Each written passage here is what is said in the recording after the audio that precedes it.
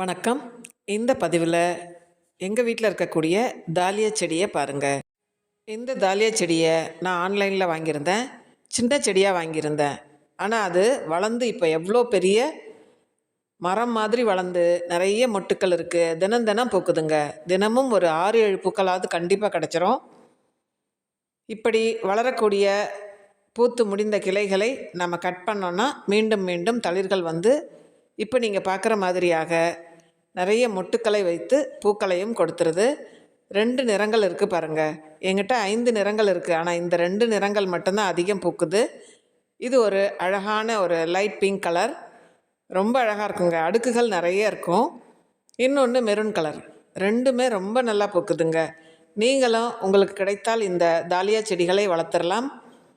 இப்போது வெயில் நாள் வந்தாச்சு. இருந்தாலுமே இது பூக்களின் எண்ணிக்கை குறையலை. ஆனால் அளவில் மட்டும் கொஞ்சம் சின்னதாக இருக்குது.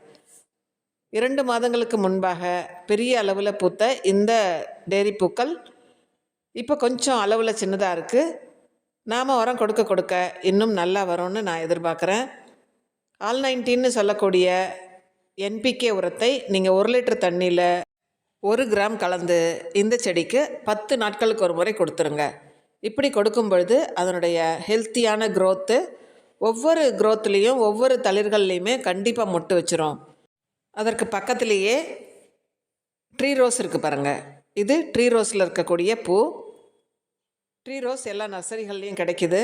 வளர்ப்பதற்கு மிகவும் எளிதாக இருக்கும்.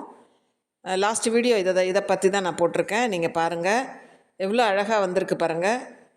இது போன்ற எளிதில் வளரக்கூடிய செடிகளை நாமும் வளர்த்து அதிக பூக்களை எடுக்கலாம். Thank you for watching.